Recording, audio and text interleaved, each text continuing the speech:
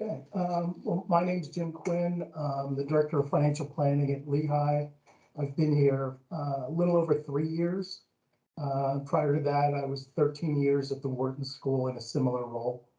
Um, the I started, unluckily, I started in this role March 1st of 2020. So I was supposed to get trained in the Synario model by the retiring budget director, but COVID hit, and for the next 18 months, I was working out of my basement.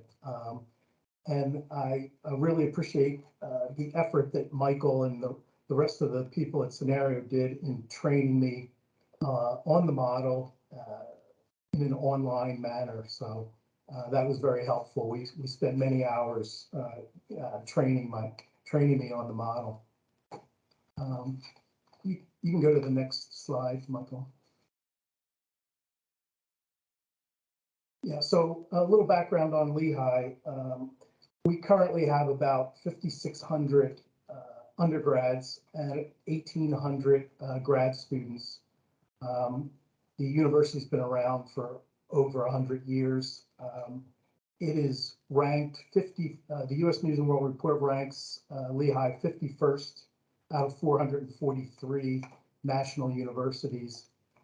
And that ranking has a big part of this story, as you'll see as we go along here. So the landscape at Lehigh was, we were in the midst of COVID pandemic, which had a tremendously negative impact on our financial statements.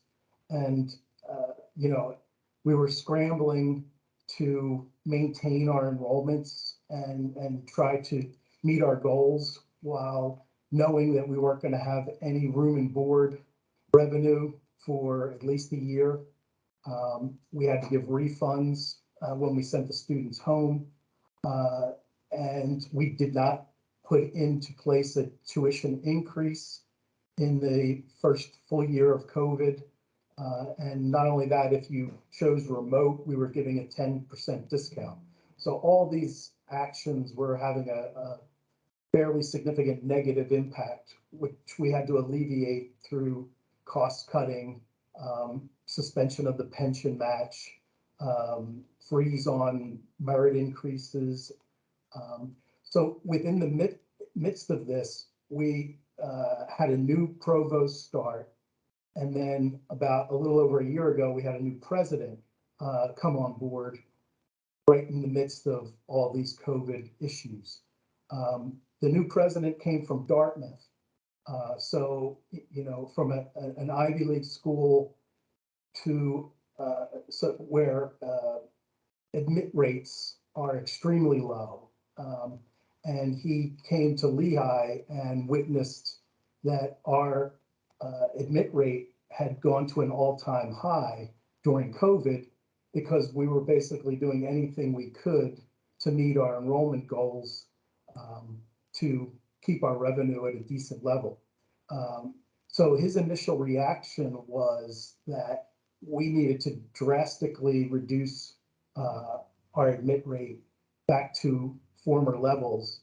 And the way he came up with doing that would be we would freeze the incoming class at 1,500 for the next 5 years. And that would give us time to get the admit rate back down to a normal level. Myself and the budget director, we pretty much realized quickly that would have a fairly significant negative impact on our financials. And, that was mainly because we are extremely dependent upon undergrad tuition. So undergrad tuition makes up 67% of our total revenue, and room and board for those undergrads makes up another 12%. So 79% of our annual revenue comes from undergrads. And if we were to freeze that at the same time that we're not really increasing tuition at a very high rate due to concerns across universities across the land, we thought that that might be too much of a strain. So at that point, we proposed to the CFO that we do some scenarios that might make the president see the whole big picture of a 5-year freeze. And it was at that point that we began working with the model and playing out some scenarios that we could show to the president. I think the next slide might give you a flavor of the situation. So we always compare ourselves to other universities. These are the 15 other universities that we consider our standard peers set. And if I've got FY 19, 20, and 21 here. So you could see back in 19, pre-COVID, our admit rate was only 22.3%, which was lower than our peer average and peer median. So, and we were getting a yield of admits of 36%. But FY 20 was before COVID actually hit, so it was already going up. It was getting harder to hit our numbers as we had a long-term goal set by our previous president of adding 1,000 new students, undergraduate students, over the next 7 years. So you can see our enrollments went from 1,275 to 1,406. And to do that, we had to admit a higher percentage. Then 21 was the disaster year, I guess if you could call it, of COVID. And in order to hit well, we didn't even hit it. The 1370 was slightly below the goal that we had originally set. But just to get to that number, which is lower than the prior year, we had to admit 49.5%. As you can see, our peers did not have to go as drastically as we did to meet their numbers. So this set the tone that the president was trying to address. So his goal was, over those 5 years, was to get this 49.5 probably back at least down to the 32 number, low 30s or high 20s, and to lift our yield, which had gone from 36 to 22, back up into that range. So I think that sort of gives you a flavor for what we were trying to accomplish with the model. I think the next slide will tell you a little bit more. So Lehigh has been using the scenario model for about 5 years. I was lucky enough to start after the model had already been built. So the previous budget director and the other folks here in the budget office had put a lot of work into it and produced a very good, easy to use model. And we use a 10-year plan based upon dozens of assumptions. A university's P&L is not particularly complex. It really is enrollments, tuition increases, some assumptions on the endowment spinoff. The things that are a little dicier are gifts, because they come in much lumpier. But I told you that, like 79% of our revenue comes from undergrads. The preference would be that our grad programs and our research grants would also produce significantly higher revenues as time goes on. But in both cases, both programs have been pretty much flat for a decade. So that's even put more pressure on our undergrad revenue. So our base model that we began using had some assumptions that were very consistent over years. So we were able to build a model that said we would have tuition increases of 3.5%, merit increases of 2.5%, and operating expenses would have inflation of 2 to 3%.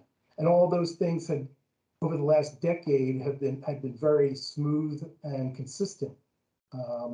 But the times have changed. COVID changed that, and it's still changing for, I guess you could say, for the worse, with inflation raging right now. So our goal was to produce, to show the president the base 10-year scenario, and then we produced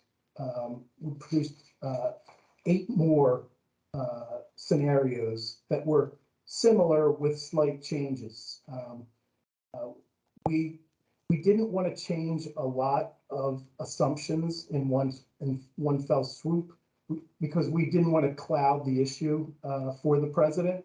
So we wanted him to really see what the enrollment stoppage would do without monkeying around with like our summer revenue or our grants, gifts, graduate. We basically kept them where we had been budgeting them. And we also didn't take into account what is well known within the higher ed industry, is that the demographic cliff, which is the number of high school graduates, will hit sort of an all-time low in FY26, and is probably going to continue lower after that, and especially and it's especially bad in the northeastern United States, where Lehigh gets the majority of our students.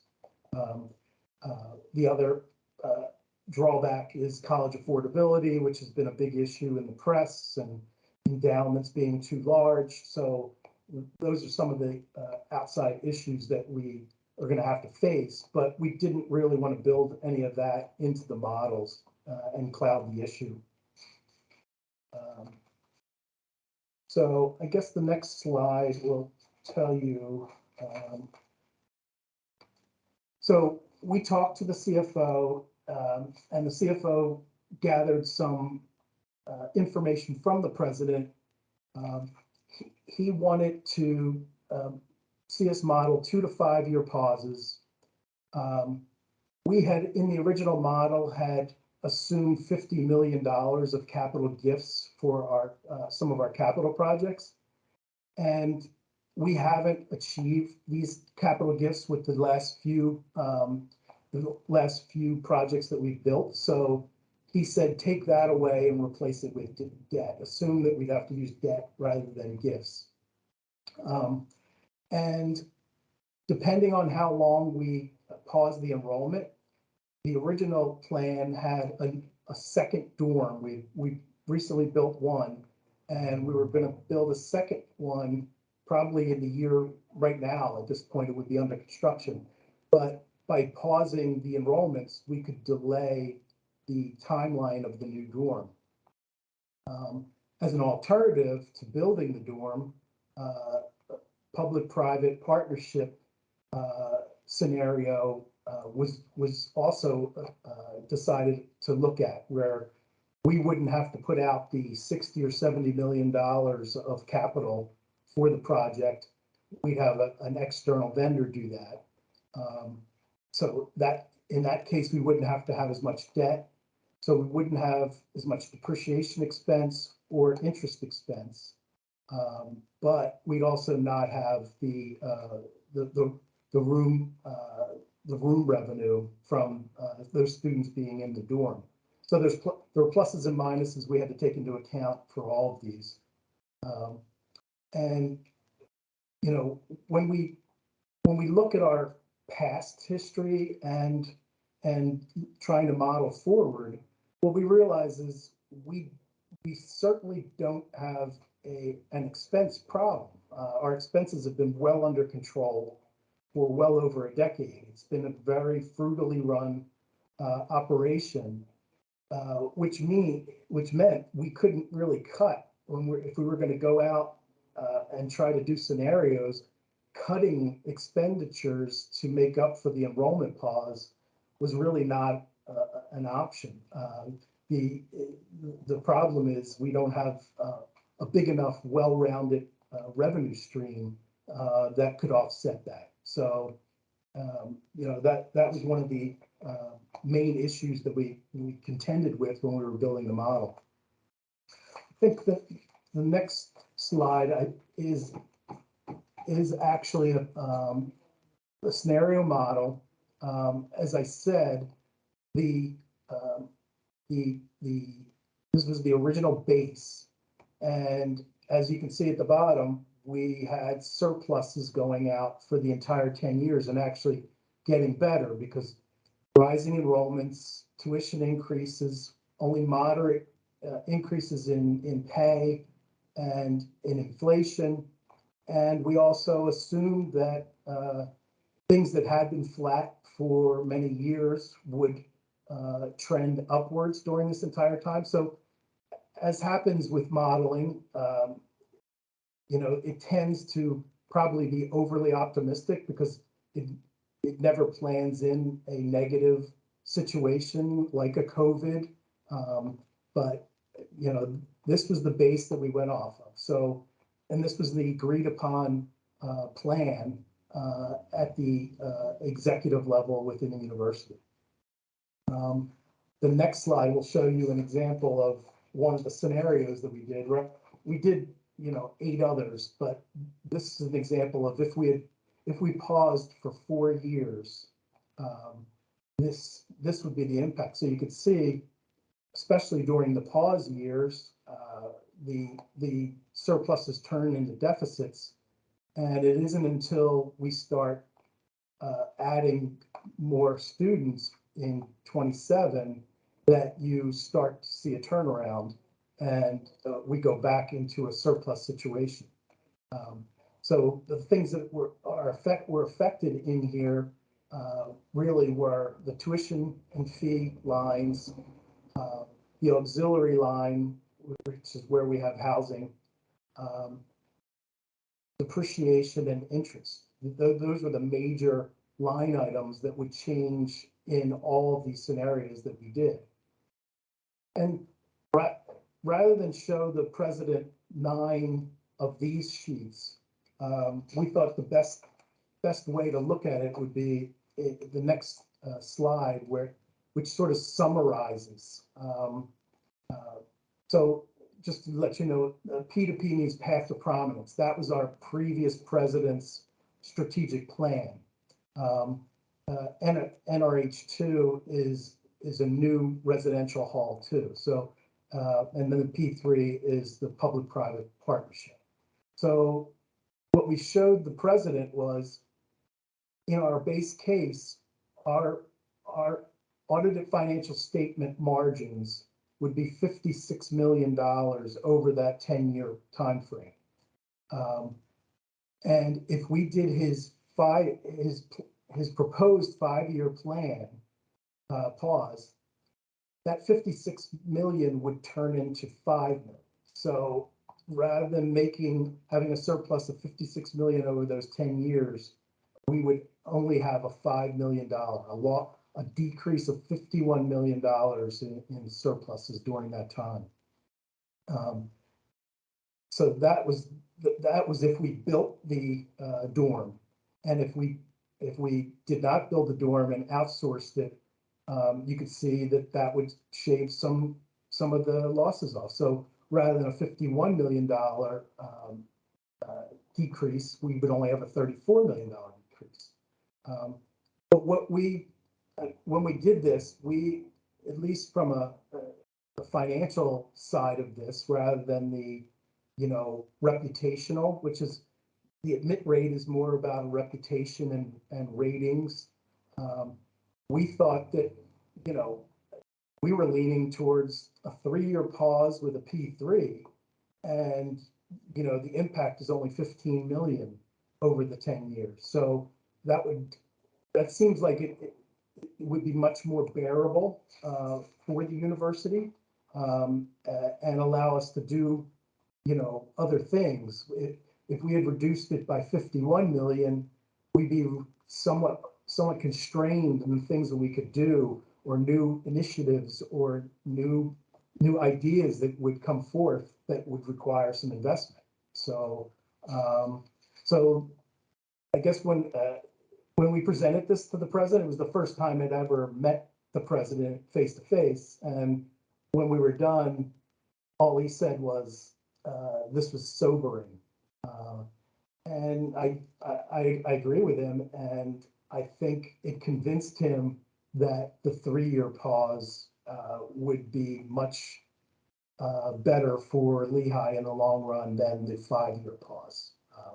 So that was an example of how this model has been able to be used to sort of guide senior administration and make better decisions for the university as a whole. Yeah, the results. So actually, the 49% admit rate had dropped to 46 the following year, and we just brought in the new class. So the director of enrollment was able to get that admit rate all the way back down to 37% and meet our goal of the 1,500 students. And the yield went back up to 27. So we've made tremendous strides, I think, already by freezing the enrollment at 1,500. And I'm hoping that, if he could make a similar leap next year, that this could end up only having to be a 2-year pause.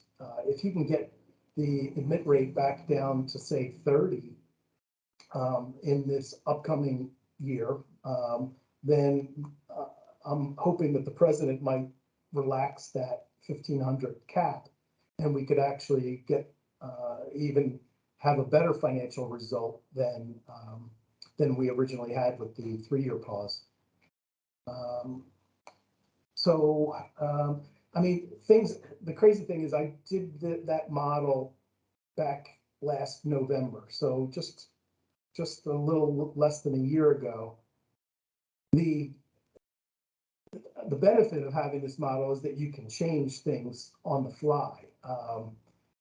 The CFO asked yesterday what would be the impact of a 0.9% increase in our financial aid discount rate.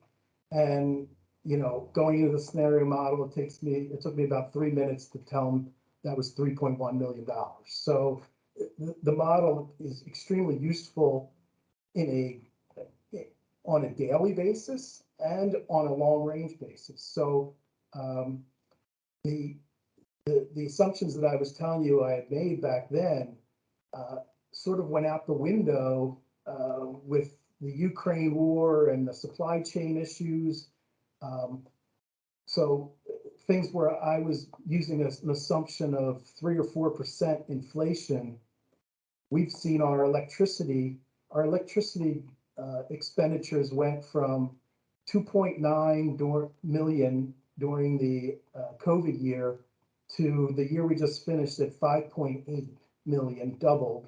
And it is after the first quarter, it's pacing at $9 million for this upcoming year. So that has to be built into the model. With inflation at 8 or 9%, we had to increase our merit pool to 4%, which was the highest it's been in a decade. So the bad part is that has a major negative impact on our bottom line, because we're only increasing our tuition at 3.5%, and our room and board at 3 or 4%. So, but when you put that, I can update the model in an hour or so, and that tells us the challenges that we have ahead when you put those numbers in. So with an enrollment pause and these inflationary numbers hitting, it gets even more challenging to manage the finances of the university. So I think that's pretty much it, and I can take questions now, I guess. Yeah, absolutely. Thanks, Jim. So I guess I'll just ask the first question here, since it happens to be on the slide. But what's next for Lehigh? Well, what I'm doing is I'm trying to create the 10-year plan, sort of a new base scenario. And with the strategic plan process that's going on, I know that what's going to come out of there is going to be ideas that cost money. It's the way I look at it. So, hopefully some of these ideas have return on investments, which I can also build into the model. But I want to have a base that senior administration agrees with prior to the implementation of a new strategic plan, so that I can then build scenarios, just like I did with this, of, okay, we're gonna, you know, let's just say we're going to create an online learning division of Lehigh, which would be an entirely new piece of the revenue pie. That would probably have, large startup costs, but it would probably have some return on investment, as a lot of our competitors, our local competitors like Villanova and Drexel and Temple, already have pretty large online learning divisions. And you mentioned you were recently going through an analysis, if I'm not mistaken, where you're hoping to leverage the platform again. Any particular decisions that you're hoping to get out of that new kind of process that you're going through? Well, we're about to enter our next year planning process. So I think I've already, with these inflation numbers that I've sort of built into the model for the Mhm. year that we've just started, which shows that, we might have trouble making a surplus this year. And letting the CFO and president know that right up front, I think is probably, pointing out that, we'll probably have to have another merit increase that's, larger than it has been in the past. And knowing that our utility bills are skyrocketing, they probably, it's probably getting them to lean a little higher on a tuition increase and maybe a room and board increase. Because at this point, and maybe put a little more emphasis in trying to bring in more grad students, like come up with maybe marketing plans to increase our grad, which has been sort of down for quite a few years. So I think showing them this on a consistent basis, at least a quarterly basis, where we stand, I think helps guide them towards more rational decisions. Yeah, yeah. No, that makes sense, and that's ultimately the goal of this entire process. Let me ask you this though, on the flip side, were there any challenges that you and leadership ran into when working together, that model related or not? And I imagine this was somewhat of a new process with new leadership. So, any particular hurdles that you had to jump over? Well, I don't think so, because we had the same CFO who we've had for years, Pat Johnson. She just retired, but um, she was very positive and encouraging, and was the go-between between us. And I think the key here was making it clear exactly what our assumptions were for every line item in the model. So, we don't, we don't want to, say that we know everything.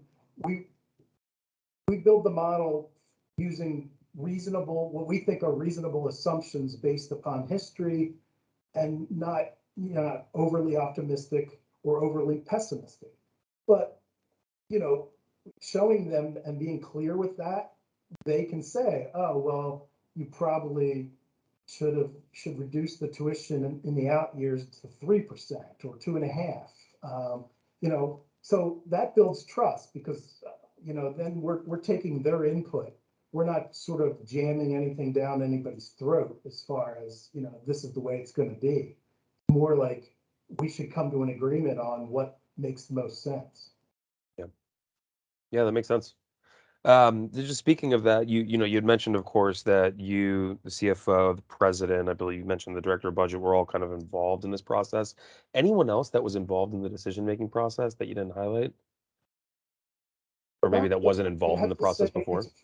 so the model, at this point, sort of the only regular user of the model. So the model, as you helped build it, so that Steve Gutman and Warren and Mike were all involved deeply in building it.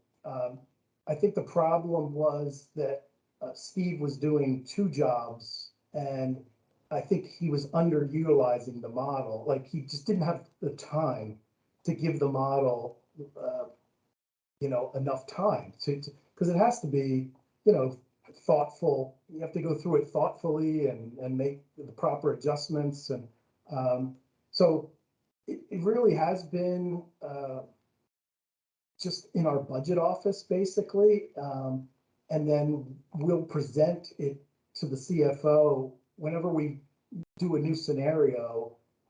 We have a every 2-week meeting with the CFO for like 2 hours, and we would just bring our latest update of it and show it to her, and then let her guide us on what would be the next steps. If she could bring it up to the next level. She's had us present it to all of her direct reports, and they, I think in the past, maybe there wasn't a lot of transparency at Lehigh, and things were kept close to the vest. And I think Warren, the budget director, myself, have taken a new tack where we want people to understand our financial situation, and we don't want it to be a black box. So we've presented forecasts, actuals, 10-year plans to all the direct reports of the CFO, and they were like extremely appreciative. They were being let in on how things are going, because that makes them feel like where their part fits in, and that might, stop them from, being aggravated that they're not getting money for this when they see the situation, especially during COVID. It came in very handy because we had like a $50 million gap to fill. And, they had to understand the kind of cuts and expense reductions that we had to do to survive COVID. Yeah, that makes sense. You had mentioned already, the president and the CFO's involvement in the actual decision-making process, which sounds like it was very thorough and while not necessarily hands-on in the model, very hands-on in the actual options they had to work with, which is great. But I wanna ask, kind of aligned with what we've seen from some of the other sessions today, is that, transitioning to a software can sometimes be difficult, right? So what was leadership's reaction to seeing the proposals that you were making in Synario versus, some other software that they might have, or some other system that they might have been accustomed to? Was there any sort of like a smoothing over that you had to go through in order to make that happen? Anything that you learned from that process? Um, I don't know, like the president, I mean, coming from Dartmouth, so I know that the new VP of strategic planning also came from Dartmouth. So she was describing, it's interesting because no one has the perfect system. I mean, I came from Wharton and Penn, and they had a Hyperion budget system, but it was more of an input system. Every school had to maintain an Excel spreadsheet budget system. So even at one of the top universities in the world, it was a massive Excel spreadsheet with, just as other people have described today, with if-then statements, and if it crashed, the whole thing would be a disaster for the school. So I don't think anybody had any preconceived notions, because it didn't seem like the president or even the new CFO who's just arrived here have had systems that were, better, or, I think the new CFO, he said they had some sort of workday system. But no, there's been no resistance whatsoever. I think, they had trust already in the previous budget director, the way that they would present scenario type presentations to them. So Gotcha. Gotcha. Yeah, no, that's good to hear. How was so in putting together the different recommendations that you worked with, you kind of came up with the whole gamut of options to take back to leadership. How exactly was the 3-year recommendation chosen? Was it more a matter of just delivering the options to the president, having the president decide? Was there kind of a back and forth and iterative process in determining the right solution? Yeah, I mean, when we went and presented to the president, I didn't feel comfortable like telling him what I thought it should be. Warren and I had our opinion about what it should be, but I think by just presenting it like in that chart format, I mean, I think it slaps you in the face as far as can we can we really as an institution basically not have any surpluses for the next 10 years?